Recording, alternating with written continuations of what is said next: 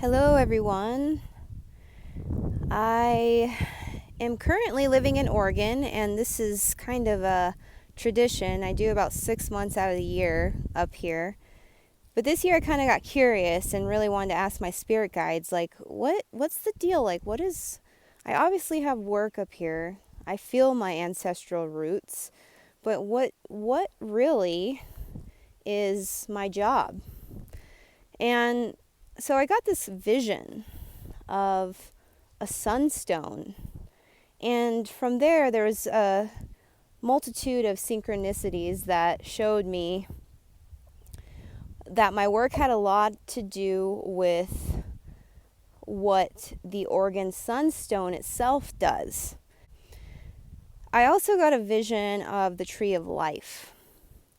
Now, I've been doing a lot of soul searching up here, and I really found out that what Mother Earth is calling of me as, a light being is to simply be a conductor. Now, going back to the subject of Oregon sunstone. Now, this is actually one of my favorite minerals. Even before I'd come to the state, I knew about it.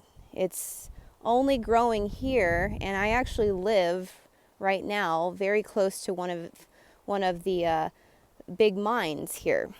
So I'm kind of getting a big dose of what type of topography and geography, geology, these types of minerals like.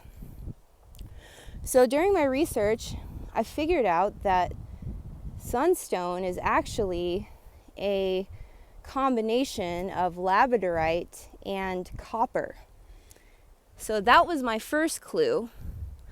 And I also found out that this type of, I should say, alchemy, this type of bonding between two different, really radically different types of minerals is very rare. In fact, it doesn't happen at all on this planet, as scientists are aware of, other than one place. And I believe it's either in Iceland or Greenland that this phenomenon occurs where labradorite is found to be infused or alchemized with the metal of copper. So I was realizing that, wow, I actually am born in the state of Arizona, which is the copper state. We have a very electrical, very static, dry desert region.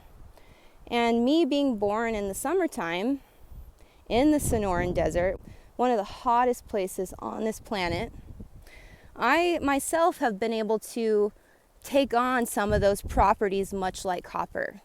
I myself have dealt a lot with lightning and electrical pulses and learning to conduct my own energy.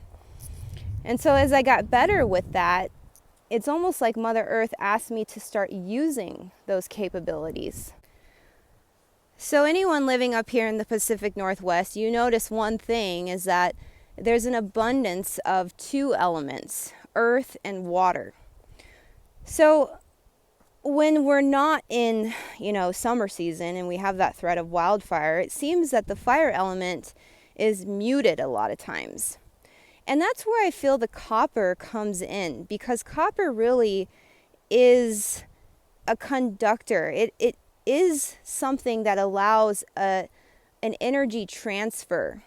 And it, I feel, does correlate with the element of fire. So Mother Earth is doing something here. It's almost like a transfusion, like I said, an energy transfer. And the type of work that I do with earth divination and geomancy and learning to read the ley lines, I've learned that Mother Earth is so intelligent that she really wants things to move around. She wants to alchemize. It's like these really carbon-based metals she wants to alchemize into a higher form. And that's where we see the crystals come about, and this, like I said, this energy transfer. So back to what I was saying about the tree of life. I've envisioned the tree of life as having three components. You have the base, or the root system, and then you have the trunk, which is really a conductor in itself. It's a pillar.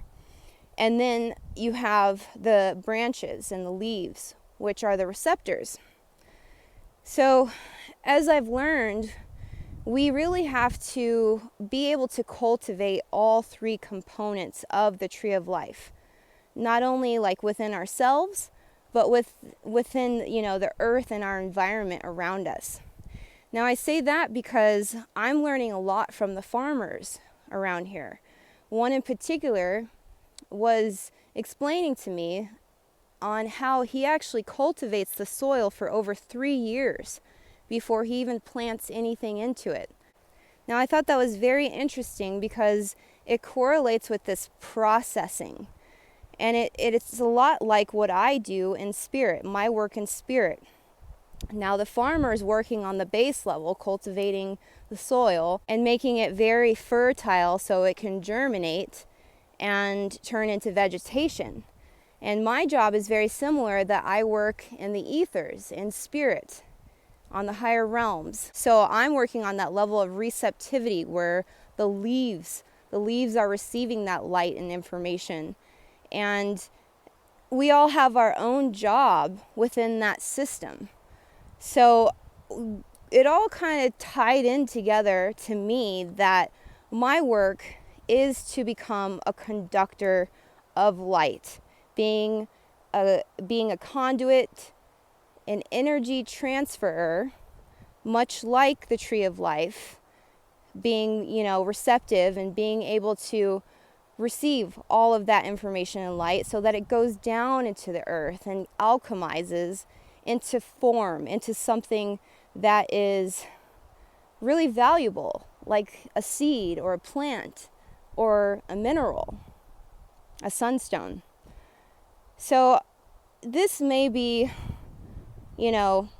out there for some people, but our work is so complex, and it's so, it's woven into these intricacies, into, our minds and our spirits, and it's so amazing what we came here to do.